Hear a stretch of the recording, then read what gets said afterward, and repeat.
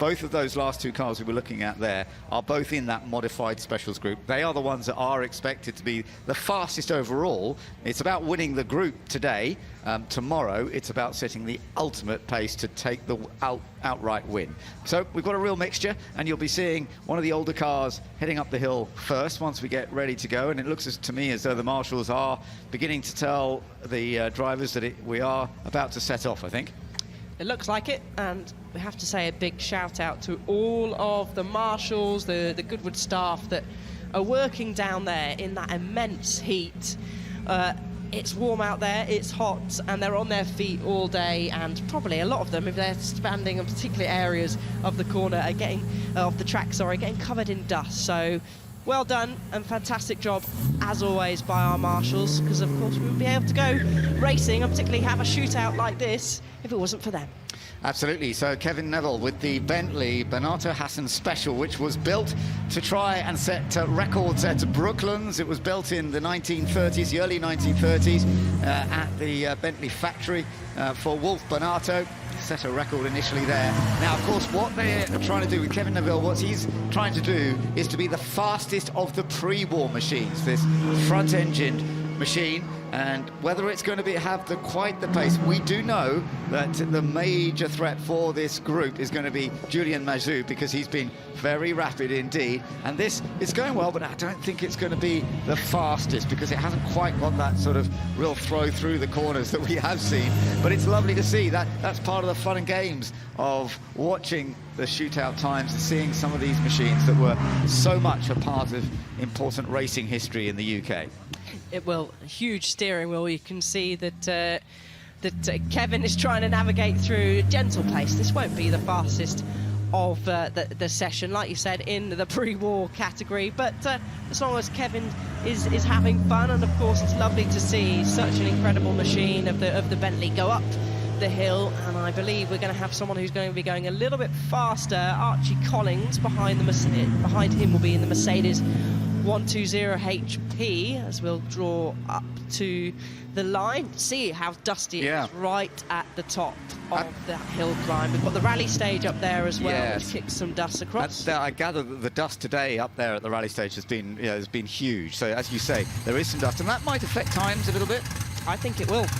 I think it will. And you can also, if you're feeling that you've maybe messed up your lap a little bit, you could just clip this apex curve at Mark and chuck some dust on for the next person coming up. Not that I'm encouraging that, of course.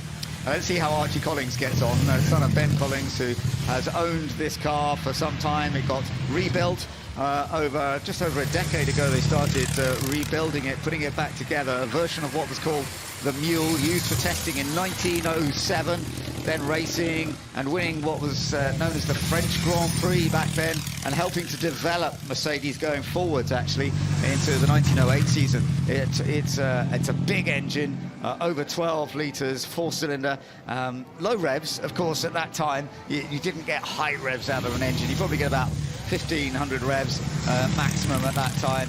You can hear it doesn't rev high, but it still provides some power. And Archie putting together a good job so far. He certainly is so far. I learnt from the best, and his dad Ben. We've seen this car race numerous times round Goodwood Motor Circuit at the members meeting, so it's a fan favourite. They've had great experience through there, and already looks like they're going to blitz the time set by Kevin in the Bentley. And there's a great view. You can just see the dust, almost the haze of the dust that's drifting on over that part of the circuit, and that's where you're full throttle. Pretty much most of these cars will be full throttle up to the top of that hill. And if it gets too dusty, you have to be a little bit careful, but Archie shoots up to the top of the times. Yeah, 79.3 seconds. We will see them go quicker, but of course this is the pre-war category that we are enjoying. And now here's one that everybody loves seeing here at Goodwood, or whether it's at the Festival of Speed or a members meeting or revival, the Fiat S76 being driven by Duncan Pittaway. And this is that land speed record machine, the Beast of Turin. Very, very rapid, of course, and a much bigger engine. As you can see, it's so tall up there. The bonnet's almost 2 meters high with a 28-litre engine in it. And it's going to roar, it's going to rev, it pops and it bangs. Like I've said, a fan favourite for plenty of fans here, and at members meeting as well. There's So they wait patiently, just have to make sure then what you're probably saying, what they're waiting for, just making sure they're in place and everything's clear at the top of the hill, because of course we don't want a traffic jam or anything like that, because they are going flat out. You see the little red light on the side there. They'll wait for the signal from the marshals as well. And the launch is also very important, obviously. Now, because it was created for land speed record, it was really more about straight line, full-on speed. It wasn't necessarily about going around corners. You can see how narrow those tyres were, although that was part and parcel of machines in that era. But it was very much land speed record, so it was not necessarily about a great start, because land speed record was once you got going, it was measuring the speed at top distance. But let's just see how it goes. Gets off the line pretty well. Always, when he's racing, it's not the fastest car off the line, because it's high geared, because it's more about top speed. It is, and back in 1913, it managed 132 miles per hour. Yeah, it's just absolutely crazy. But anyway, Duncan's got a good start off the line compared to Archery, a fraction quicker than him as it charges down past the grandstands on the right-hand side and the house on the left-hand side. On the brakes then into Moulcombe Corner. Yeah. And banging. We're watching for the flames, of course, off the exhaust system. We do get some normally, particularly as he comes up the hill. We normally tend to see that. So he is setting fastest sector times so far, faster than the two machines that we have seen go through. So this is going to, at this stage, set the pace for the pre-war category.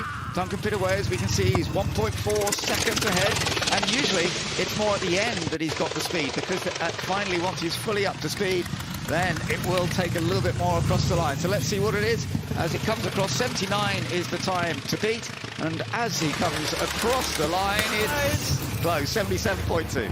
Yep, good time set up there, and you can see the flames popping just on the right-hand side, left-hand side, from driver's point of view, as they're going to ease off the throttle.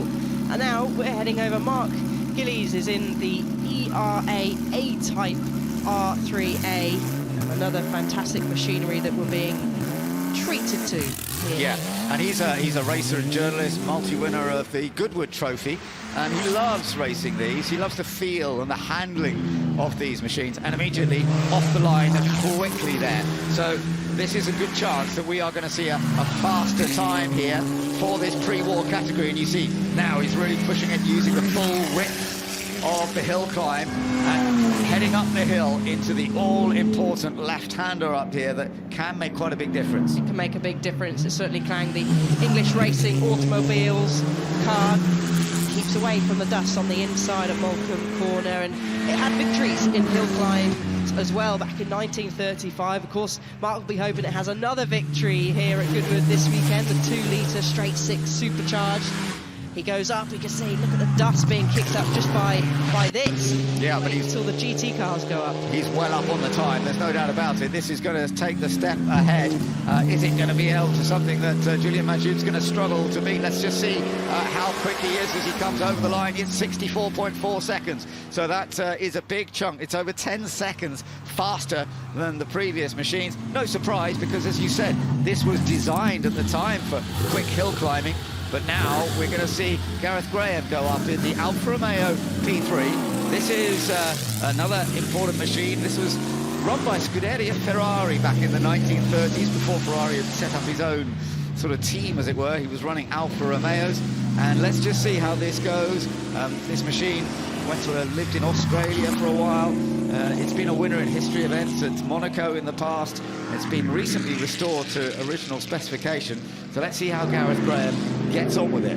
He's had a slightly slower start, should I say, compared to Mark.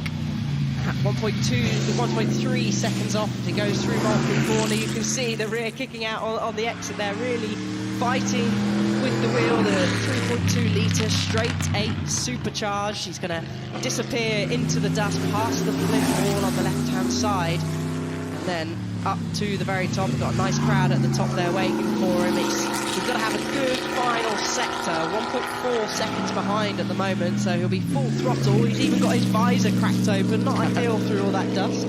No, but it might be just helping a little bit. I don't think he's kind of quite matched the time. No, it's close. 65.46, so almost exactly a second. Just a fraction, a hundredth of a second difference, but a second away from what we'd already seen from Mark Gillies. Right, this is the one that could well be the winner of the pre-war class. Let's see what Julian Majoub can do in the Maserati Tipo 26M. He is very, very rapid, Julian. He's won the class here in the past. Last year with the Bugatti, he's won the SF Edge race at the Goodwood circuit many times, and he is really pushing. This is what he was doing earlier. He was wrestling with the wheel. One of the smaller engines that we see in this pre-war class, 2.5 litre straight A from 1931. He's going to stamp on the brakes. The rear is squirming, heading through Moulton. Look at all the grass that he took on the inside. He kicked up the dust. It's not a great middle sector from him, so we'll keep an eye on the times. It's actually a second slower than Gareth Graham in the Alfa Romeo. Right, so this is going to be very close. So remember, 64.4 is the time to be in this class that Mark Gillies set. It's going to be a close run because he's not quite putting the sector times together. Is he going to make it over the line under 64 seconds? It's going to be very close. I'm not sure he's going to quite do it. Over the line he goes. 64.15. He's just done it. My goodness, by 0.33 of a second, he has taken the fastest time in the pre-war category. I mean, we didn't expect it to be that close, so we're going to get a slow-mo replay. Look how close, Ben, he was to the hay bales on the entry there into the first part of the hill climb, and then you can just see how he was fighting with the wheel as well, leaning his body, leaning in, no seatbelts, of course, so some of that is probably to try and help it get in, but also the physics is taking him that way as well.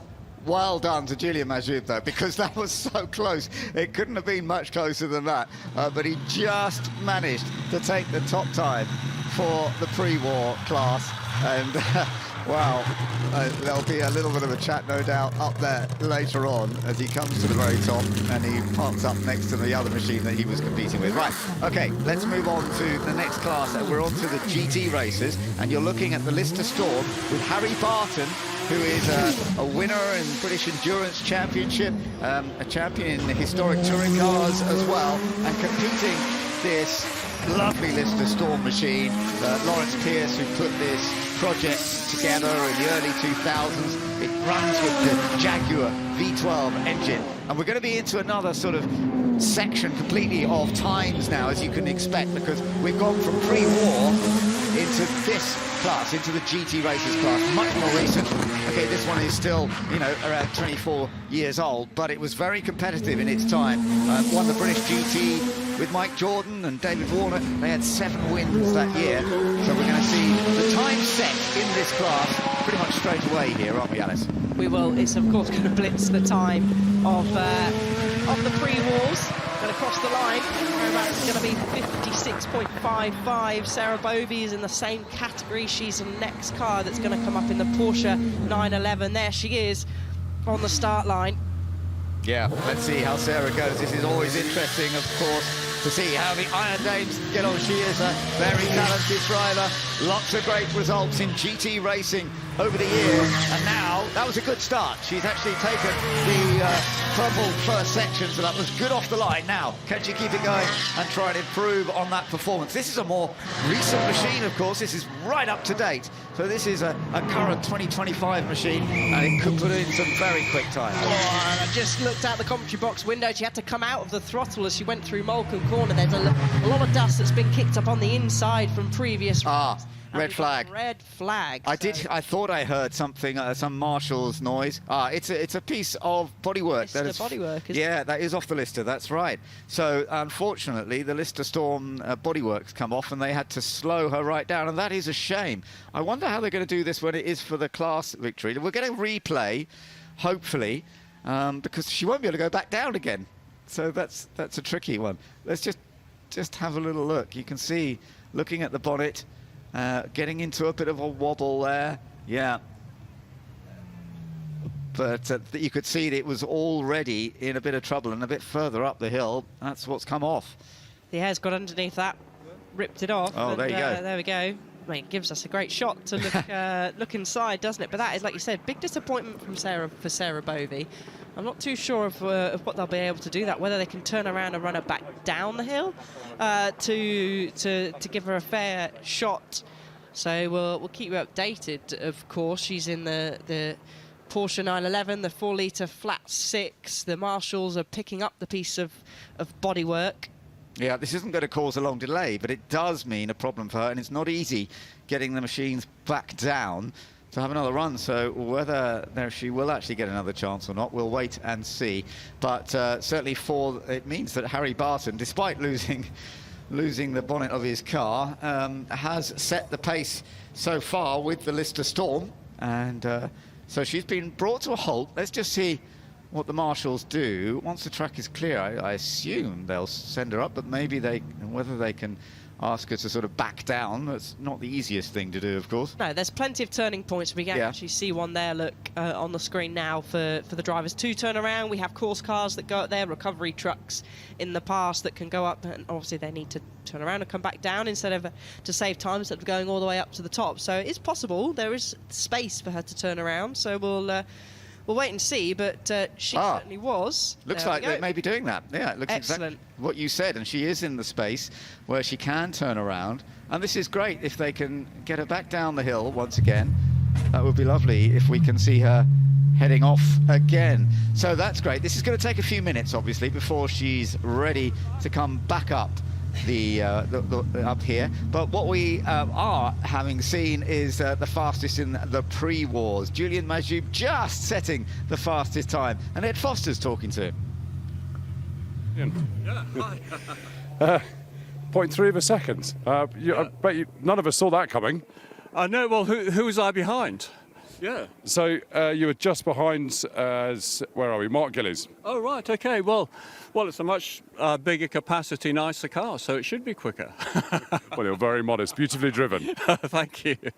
Yeah, it's very different to a Bugatti, but similar era, a bit more grunt, not as good handling.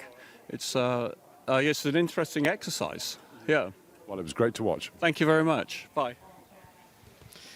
It was a lovely watch, actually, to see, and his handling was good. He pushed very, very hard, and initially it looked like he might lose out, but as you said, with more horsepower having to play with the Maserati, with its 8-cylinder supercharged 2.5-litre machine, as opposed to a 1.5-litre supercharged Riley engine in the ERA, then that gave him a little advantage, but it was only such a tiny margin he got in the end. It was, and as we said, beautifully driven, as Ed said, up there with Julian. And we're just getting confirmation that Sarah Bovey is allowed to run again, so she's on her way back down to the start line. There we go.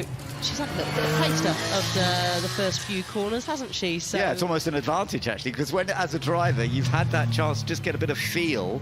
It's more like doing, when you're actually racing, you do get to do a formation lap. That gives you a bit of feel. Hill climb is a different world, because in hill climbing, it's always absolutely that one run. You might get another run later in the same day, but it's trying to discover straight away how quick you can go. But she has learnt that, as you say, in the first sector. She has, and also it's cold tyres.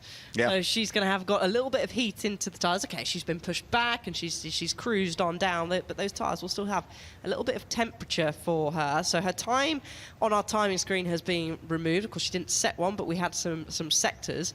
So she's placed up. That's all clear. And actually, looking, Ben, and as she should in the newer machinery, was going to set a fairly decent time compared to Harry Barton in the Lister Storm.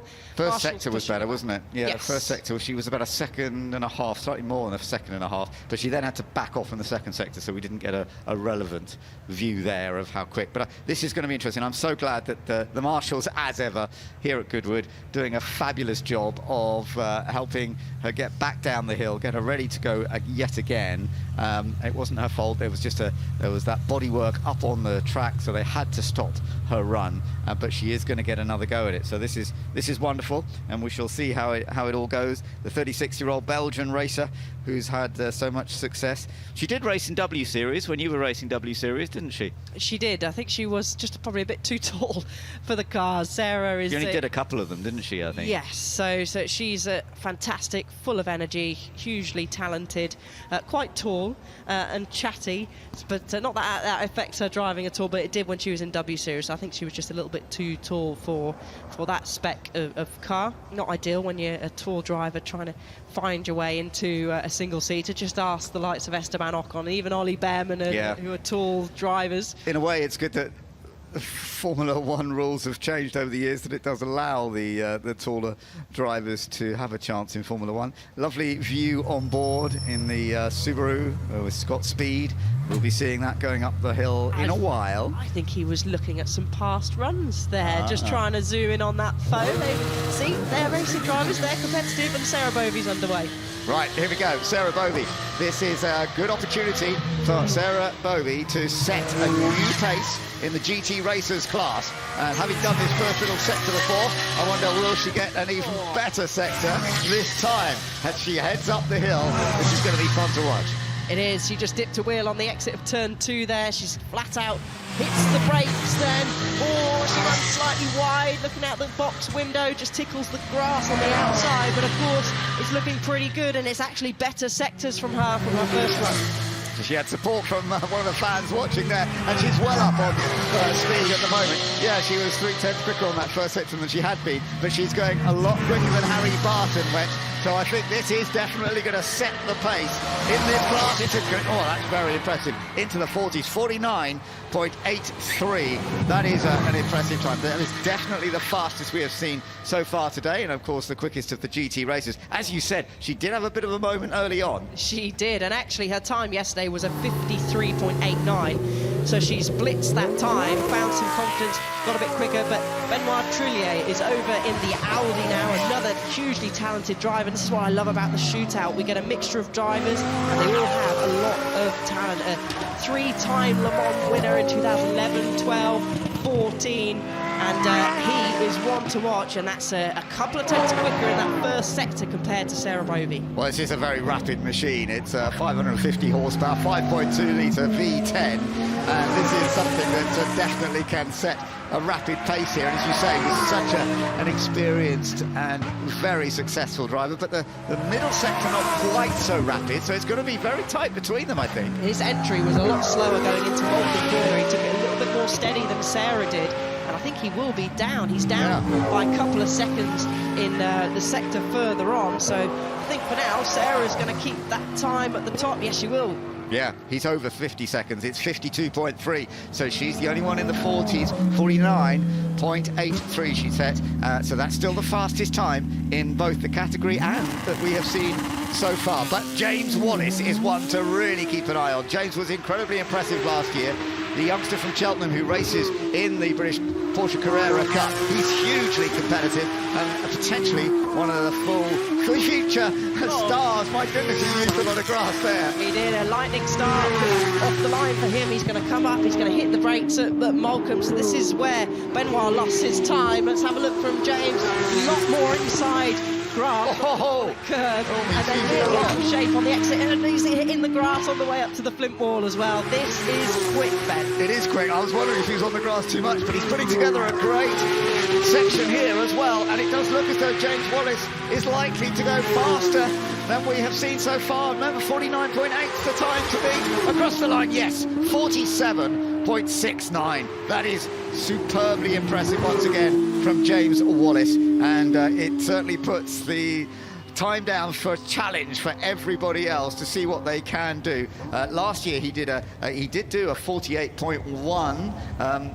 when we were on the Sunday and setting the pace there, but he has just done a 47.69, so that's a very rapid time indeed. Right.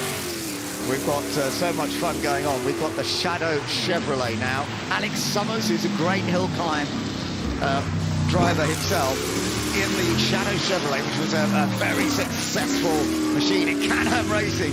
And that's slipping and sliding around too. It is.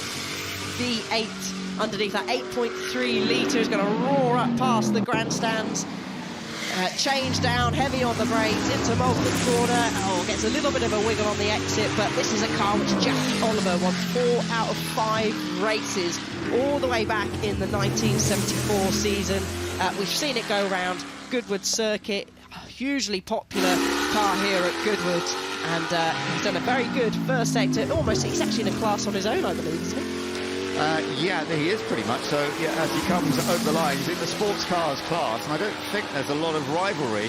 So yeah, goes across the line, does 50.72. So it's not the fastest of everybody, but within the class, that's the only official of the sports cars that we have seen so far. So that means that fastest in the GT races is James Wallace. That's done a fantastic job. That's the previous batch that we've just been watching, and he has taken the fastest time in that. Lovely to see. Now we've got the Nissan of Stephen Richards heading up the hill, and this is in the touring car category. So the touring cars, we've got a bunch in this class, and the HR31 GTSR Skyline. Steve Richards, who is son of Jim, who won in Australia with touring cars in 1990 with this machine. Let's see how this goes for the touring cars. Whether they'll be quite as quick as the GT racers, I would rather doubt it, but they will be competing against each other in this class. And Jake Hill, of course, will be one of the competitors, as will be Greg Murphy coming up soon too.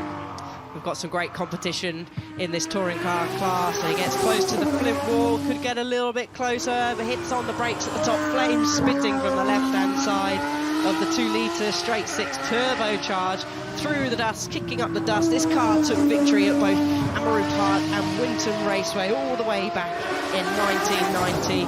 Will it take victory today in the touring car class? As we said, Ben, it's got some tough competition.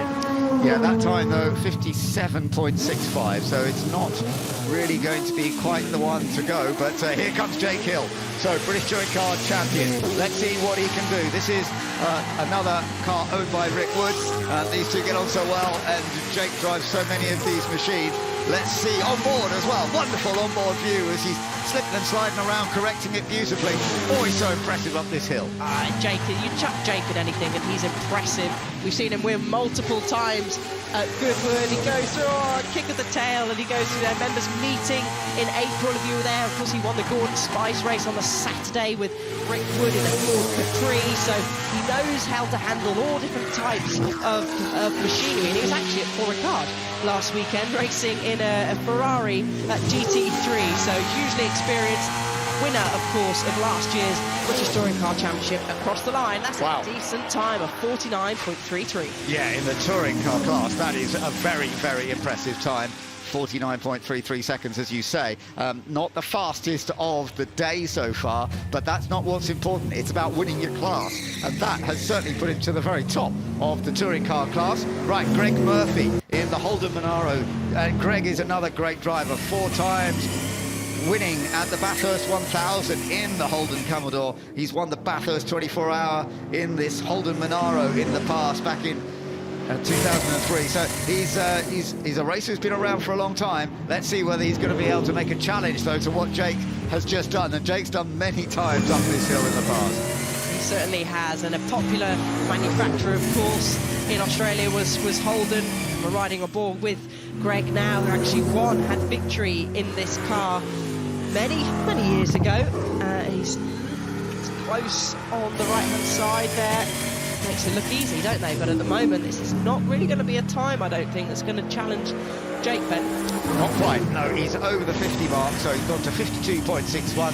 So Jake Hill in this class, who's done that 49.33, is looking to be the man to take the top step, absolutely, in that touring car class. So well done to Jake Hill, and that was another superb performance by him, and I'm sure he thoroughly enjoyed it. Fastest of the touring cars. We expected no less, did we? Absolutely. Nothing less, but we're going over to something slightly different, slightly newer now for our hill climbs. We're heading into the production road cars class. So first up, the Ferrari Roma. Yeah, and it's Eddie Norfolk, Duke of Norfolk, who is taking this one up. He's done this hill climb many times in the past, and it's a powerful machine. It's a turbo V8 with over 600 horsepower, but it is in the, as you say, the production road car class. So this is another class. We're going to see who ends up coming to the top, and just to see how it fits in with against the other machinery as well. It's always fascinating to see the difference in time. Sometimes it can be minor, but of course, when we get into the last couple of machines, which are the modified specials, they will be super rapid. But Eddie Norfolk, heading his way up, lives just down the road from this Goodwood area, of course, and we'll see what sort of time he can put in. First of all, for this class, it's going to be 56.1 seconds. That's what Eddie Norfolk has managed to set so far in the production road cars, and we've got a few more to come in that class. Laurent Hergen is next up in the Alpine. So the Alpine A110R, and Laurent, actually French racing driver, and he's actually Renault's and Alpine's test and development driver since 2004. So he's been doing this for a long time, plays a huge, important role in chassis and performance calibration for Renault, for Alpine. So a key part of development of this car, and he's putting it through its paces up the hill, just having a look at the time, slightly slower off the line with the Ferrari, as we expect, but maybe it's going to be a little bit more nimble through this tighter section as we go up to the top of the climb. Yeah, let's see how this goes for him. I think, as you say, I think it's likely to be certainly quicker in class, but remember what Eddie Norfolk did. The total time was 56.15. I think we're going to see him getting over the line just under that 56 mark. Yes, he does. It's 52.29. So that is fastest in this group for the moment. The production road cars. The next one that will be coming up is Dirk Muller in the Ford Mustang. So this one's going to be a pretty rapid machine. Very powerful, of course. The street version of the GT3 car. Got its V8, got aero design, lots and lots of horsepower. And Dirk is a very experienced winner of the Nürburgring 24 Hours, amongst many other things. 5.2-litre V8 supercharged, and this wild, crazy Mustang GTD is a limited production, track-focused road car, and it is based on the Mustang GT3 race car. It screeches up the hill, and just having a look at the times there, Ben, it's going to be actually pretty close between Dirk and Laurent, who's in the Alpine. Yeah, I think Dirk's got just that little bit more pace, probably. Remember, the target he's got to beat is 52.28. The target that's shown up on screen is the ultimate shootout. For the class, he's done it. In the class, he's gone just a second faster, and that's a good effort by Dirk Muller in the production road cars. That is impressive indeed. So, but next up, we do have another production road car, and this, I'd have to tell you, is a mega machine. It's the Koenigsegg Ceres Spear, and this is a very special Koenigsegg. But it is a production car. It has already set production car lap records at Laguna. Versions of this, although this is the latest version. I think this is going to be very rapid, and it's driven by Marcus. Actually, no, it's Javier Castan this time. It's Javier Castan who's driving this time. I think this has the potential to be the fastest in this class, and not only that, to actually do it in a very quick time. A good first sector, Ben. It was over a second quicker than Dirk in the Ford Mustang. And he's challenged, he's actually set there the fastest, say third, fourth sector, shall we call it, third sector of anybody. We've got a few extra sectors on our timing screen here, but it's going to be close, but he's... That's quick. That goes up to the very top of the times. 47.14. So that has gone fastest now than anybody, because that was 47.69 before by James Wallace. But remember, it's class that we're really worried about, and that is definitely the fastest in the production road cars. Right, now we're seeing David Hornsey in the TWR Supercat. This is a lovely looking machine, isn't it? A remembrance of the Jaguar XGS, but a very different version of it, there's no doubt. And it's looking rapid as David Hornsey heads up the hill. Let's see where this is going to be able to, what kind of time it's going to be able to get to. He's going to challenge. He's certainly going to challenge at least for maybe second. Oh, just through the exit there. It's definitely not going to be the fastest time that we've seen from Javier. That was a real strong time, but it could challenge me to say a podium finish in the sports car class. Yeah, this is the last of the cars to go in this particular class. So let's just see how it goes over the line. As you say, it's not going to be the fastest of all, because that 47.14 that's been done now over the line, yeah, 58.8. But it's a lovely machine. What a beautiful machine to see. It has plenty of performance, maybe not the downforce that some of the other machinery has in this modern Probably world. slightly heavier, Yeah. I would say, as well. So there we do know the winner of the class quite comfortably. And also actually setting the fastest time so far in this session. Javier Castan, who's done that in the Koenigsegg, that very special Koenigsegg that has been recently even more refined version of the Jesco Attack, and has taken records already. Right, now we're getting into some super quick stuff. This is the class of the modified specials. That was a launch from Scott Speed, so this car will be challenging. It already is. Look at that, great launch off the line, wriggles its way through the first section, takes pretty much most of the grass on the inside. This will be the challenger for the overall. We're down to the final 2 runners in this shootout. Heads into Malcolm corner, clips all the grass and more on the inside there, bleeds out, and it's looking very handy, Ben. It is. He got into the 45s last year with this machine. Is he going to get down to that sort of level once again? It is massively quick, lots of downforce. 2-litre boxer, 700 horsepower, but with the downforce, that's helping too. He's working hard at it. Scott Speed comes across the line, 45.47. That's definitely the fastest of the day so far. Very, very impressive. And as I say, very similar to what he was doing here last year, but I think he may even have a little potential to go a fraction faster in the final run tomorrow. But here we go. This is the machine that we do kind of expect to set the outright pace. It was fastest yesterday, being driven by Romain Dumas. Away we go. It's going to get a faster launch, I would expect, off the line. Yeah, only just though. I was expecting it to be a little bit bigger, using less of the inside grass there, less of the inside grass at turn 2 as well. Flat chat down. So earlier on, or should I say yesterday, he got into the 44 seconds as it squeals its way through Malcolm corner, and he's nearly 7/10 up already. Yeah, he is definitely setting the fastest pace. You're riding on board briefly with him as he comes through. Romain Dumas knows this hill climb so well, has set so many rapid times here over the years, has confidence in all the different machinery this Ford Supertruck built specially for Pikes Peak as well, which he's done 43.50 seconds. That is the fastest of the day to win the category, of course, the modified specials, but also to put him in a very strong position to take the final shootout battle tomorrow. Superb stuff by Romain Dumas. And he looks so calm doing it as well. There's certainly a smile underneath that helmet, loosens the belts as he'll pull in and join the rest of the cars. And as Ben's saying, we've got a shootout again tomorrow. We're treated to this all over again. The shootout final will take place at 3:05 on Sunday, so that's tomorrow. Make sure to tune in. If you're trackside, great, get yourself trackside to see them go up the hill. If you're watching not trackside, then make sure you do tune in. Oh, that was really, really lovely to watch. And this Ford Supertruck, it's the F-150 Lightning Supertruck.